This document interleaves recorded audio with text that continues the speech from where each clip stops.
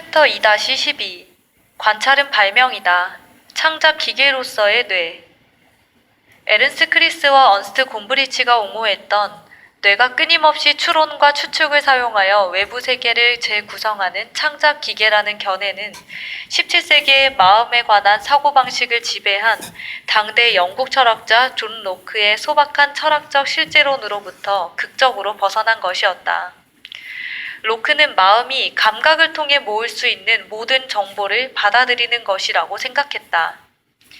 마음이 단순히 외부 세계의 현실을 비추는 거울이라는 견해였다. 크리스와 곰브리치의 뇌의 관점은 감각 정보가 마음이 현실을 창조할 수 있게 해준다는 칸트 이론의 현대판이었다. 모든 이미지가 그렇듯이 미술에서의 이미지도 현실이라기보다는 관람자의 지각, 상상, 기대, 다른 이미지들, 기억에서 회상한 이미지들의 지식을 재현한 것이다. 곰브리치가 지적했듯이 캔버스에 실제로 그려진 것이 무엇인지 보려면 관람자는 먼저 그림에서 자신이 무엇을 보게 될지 알아야 한다. 이 점에서 화가의 뇌에서 일어나는 창의적 과정은 일상생활에서 모든 인간의 뇌에서 진행되는 본질적으로 창의적인 과정들과 유사하다. 미술사를 정신분석에서 유래한 직관적인 사고, 게슈탈트 심리학의 더 엄밀한 사고, 무의식적, 의식적 추론의 가설 검증과 결합함으로써 크리스와 곰브리치는 미술 인지 심리학의 토대를 마련했다. 게다가 그들은 미술이 어느 정도는 마음의 창작물이고 마음은 뇌가 수행하는 일련의 기능이므로 미술을 과학적으로 연구하려면 인지심리학뿐 아니라 신경과학도 포함해야 한다는 것을 이해했다. 곰브리치, 크리스, 리글은 그 원리에 이르는 중요한 걸음을 내디뎠다. 리글은 미술 연구의 심리학을 끌어들여 관람자의 몫이 있음을 알아내므로 첫 걸음을 내디뎠다. 크리스는 미술이 화가와 관람자 사이의 일종의 무의식적 의사소통이고 관람자가 자신의 뇌에서 이미지를 무의식적으로 재창조함으로써 미술작품에 내재된 애매성에 반응한다는 것을 알아차림으로써 한쪽 방향으로 더 나아갔다. 곰브리치는 시지각에 내재된 창의성에 초점을 맞추고 관람자가 미술작품을 볼 때 게슈탈트 원리와 과설 검증의 조합을 어떻게 이용하는지를 분석함으로써 더 나아갔다. 크리스와 곰브리치는 자신들이 깨달은 사항들을 토대로 미술이 자의식적으로 관람자의 뇌에서 지각적, 감정적 재창작 과정을 자극한다는 것을 보여준다. 어떤 의미에서 크리스와 곰브리치는 정신과정의 심리학을 마음의 생물학과 연결할 수 있는 인지심리학을 구축하려고 시도한 프로이트를 계승하고 있었다. 크리스와 곰브리치는 이제 자신들의 인지심리학이 개인의 행동과 그 행동을 매개하는 뇌 속의 생물학적 과정 사이에서 해설을 하는 핵심 위치에 놓인다는 것도 알아차렸다. 그들은 경험적인 토대 위에 서 있는 이 심리학이 이윽고 미술과 지각, 감정이입의 생물학 사이에서 이루어질 대화의 토대 역할을 하리라고 예견했다. 마음 철학자 존 설도 관람자 몫의 토대가 되는 지각적, 감정적 경험을 생물학적으로 이해하려면 3단계 과정을 거쳐야 한다고 비슷한 주장을 펼쳤다. 첫째, 우리는 예술작품을 접할 때 관람자가 보이는 외연 반응의 행동 분석이 필요하다. 둘째, 우리는 관람자가 작품에 보이는 지각적, 감정적, 감정이입적 반응의 심리 분석이 필요하다. 셋째, 관람자의 반응을 구성하는 이 요소들의 토대에 놓인 뇌 메커니즘의 분석이 필요하다. 사실 20세기의 마지막 10년 사이에 출현한 새로운 마음의 과학은 인지심리학과 신경과학 사이의 대규모 수렴이 성공했음을 나타낸다. 곰브리치는 시지각을 점점 더 깊이 파고들다가 미술에서의 애매성에 관한 에른스트 크리스의 개념에 흥미를 갖게 되었고 게슈탈트 심리학자들을 통해 유명해진 애매한 형상과 착시를 연구하기 시작했다. 가장 단순한 사례를 들자면 착시는 한 이미지를 뚜렷이 다른 두 가지 방식으로 읽게 한다. 그런 착시는 애매성의 가장 단순한 사례이다. 크리스는 애매성이 모든 위대한 예술작품과 위대한 작품의 관람자가 일으키는 반응의 핵심에 놓인다고 보았다. 한편 뇌를 꿰어서 지각 오류를 일으키게 할 수 있는 애매한 이미지를 포함한 착각들도 있다. 게슈탈트 심리학자들은 이 오류를 시지각의 인지적 측면들을 살펴보는 데 이용했다. 이 과정에서 그들은 신경과학자들보다 먼저 뇌의 지각 조직화의 몇 가지 원리를 추론했다. 곰브리치가 그런 애매한 형상과 착시에 흥미를 느낀 것은 초상화나 풍경화를 볼 때 관람자에게 다중선택이 가능하기 때문이다.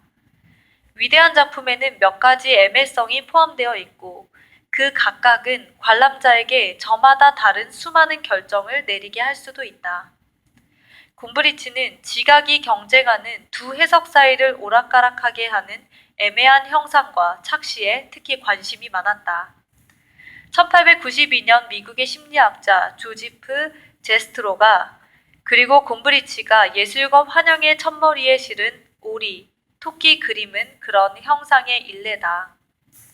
의식적으로 처리될 수 있는 정보의 양은 매우 한정되어 있기 때문에 관람자는 두 동물을 동시에 볼 수가 없다. 왼쪽에 긴 귀처럼 보이는 수평으로 그려진 두 띠에 초점을 맞춘다면 우리는 토끼의 이미지를 본다. 오른쪽에 초점을 맞춘다면 우리는 오리를 보며 왼쪽의 두 띠는 부리가 된다. 우리는 눈을 움직임으로써 토끼와 오리 사이를 오갈 수 있지만 그 전환에 눈 운동이 반드시 필요한 것은 아니다.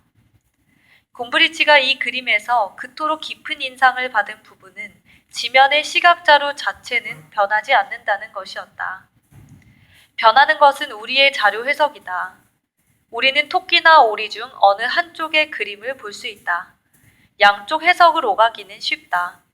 하지만 한쪽 해석에서 다른 쪽 해석으로 전환할 때 어떤 일이 일어나는지 설명하기란 쉽지 않다. 우리는 애매한 이미지를 본 뒤 우리의 기대와 과거 경험을 토대로 그 이미지가 토끼 또는 오리라고 무의식적으로 추론한다. 이것은 헬름홀츠가 말한 하향식 가설 검증 과정이다.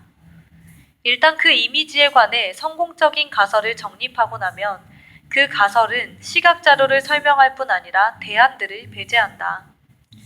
따라서 일단 그 이미지를 오리라고 지정하고 나면 우리는 오리 가설에 집착하고 토끼 가설은 배제한다. 이 지각 표상들이 상호 배타적인 이유는 각각의 이미지가 주도권을 쥘 때 설명해야 할 것을 애매성을 전혀 남기지 않기 때문이다. 그 이미지는 오리 아니면 토끼이지 양쪽 다는 될 수 없다. 곰브리치가 깨달았듯이 이 원리는 세계에 관한 우리의 모든 지각의 토대를 이룬다. 그는 보는 행위가 근본적으로 해석하는 것이라고 주장했다. 우리는 이미지를 보고서 그것을 의식적으로 오리나 토끼로 해석하는 것이 아니라 이미지를 볼 때 무의식적으로 해석을 한다. 따라서 해석은 시지각의 본질적인 부분이다. 1920년 덴마크 심리학자 에드가 루빈이 고안한 루빈 꽃병도 지각이 경쟁하는 두 해석 사이를 오가고 뇌가 무의식적으로 하는 추론에 의존하는 사례이다. 하지만 토끼 오리 착시와 달리 루빈 꽃병은 뇌가 대상과 배경을 식별함으로써 이미지를 구축할 것을 요구한다. 또 루빈 꽃병은 뇌가 바탕으로부터 형상을 분리하는 윤곽의 소유권을 할당할 것을 요구한다. 따라서 뇌가 꽃병의 윤곽의 소유권을 할당하면 우리는 꽃병을 보며 얼굴의 소유권을 할당하면 얼굴을 본다. 루빈은 착시가 일어나는 이유가 꽃병의 윤곽이 얼굴의 윤곽과 일치하며 따라서 관람자에게 이쪽 또는 저쪽 이미지를 선택하도록 강요하기 때문이라고 본다. 곰브리치는 게슈탈트 심리학자들의 개념을 확장하면서 뇌가 미술 작품에 반응할 때 상향식, 즉 시각 맥락적 단서뿐 아니라 하향식, 즉 정서적, 인지적 단서와 기억도 사용한다는 것을 알아차렸다. 게다가 이 인지적 단서와 기억을 어떻게 활용하느냐에 따라 각 관람자의 몫은 독특하게 달라진다. 곰브리치는 수세기에 걸쳐 이루어진 미술가들의 실험이 인간의 마음이 어떻게 작동하는지를 알려줄 단서들의 보고임을 깨달았다. 그는 모든 그림이 실제로 그것이 세계를 어떻게 묘사하는가 보다는 관람자가 지금까지 보았던 다른 그림들에 더 좌우된다고 주장함으로써 인지도식, 즉 뇌에서 형성되는 시각세계의 내적 표상의 역할을 인정했다. 가설검증과 기억, 즉 관람자와 화가가 이전에 미술작품을 접한 사실을 강조하는 이 미술관점은 독일 태생의 미술사학자 에르빈 파노프스키가 내놓은 미적 반응 이론에 쉽게 통합되었다. 파노프스키는 크리스 곰브리치와 동시대 인물로서 1934년에 미국으로 이민을 갔다. 그는 미적 반응에 기억이 중요하다고 역설했다. 미술이 도상학적으로 세 가지 수준에서 읽히고 해석될 수 있고 세 가지 수준 모두 관람자의 기억에 의존한다고 보았다. 첫 번째 수준은 전도상학적 해석으로 그림의 본질적 요소인 선, 색, 순수한 형태, 소재, 감정을 다룬다. 이 수준에서 관람자의 해석은 사실적, 문화적 지식에 전혀 기대지 않은 채 그 요소의 실질적이고 직관적인 경험에 토대를 둔다. 두 번째 수준은 도상학적 해석으로 보편적인 기준 틀 속에서 형태의 의미와 그 표현을 살펴본다. 세 번째 수준은 도상해석학적 해석으로 국가, 문화, 계급, 종교, 시대라는 더 제한된 문화적 맥락에서 미술 관람자의 반응을 다룬다. 예를 들어 서양인 관람자들은 대부분 긴 식탁의 한 인물을 중심으로 12명이 모여있는 그림을 예수의 최후의 만찬을 재현한 것이라고 인식할 것이다. 그들은 12명이 식사를 하는 모습을 도상 해석학적으로 해석하지만 서양인이 아닌 관람자는 12명이 식사를 하는 모습을 도상학적으로 해석할 것이다. 상징, 문화적 맥락, 관람자의 개인적 기억을 강조하는 파노프스키의 개념 덕분에 미술 연구는 게슈탈트 심리학만을 토대로 했을 때보다 더욱 풍성해졌다. 도상학적 해석은 미술이 역사적으로 상징과 신화를 통해 보편적인 개념을 전달해 왔다는 것을 밝혀냄으로써 화가와 관람자 사이의 창의적인 동반자 관계에 새로운 차원을 추가했다.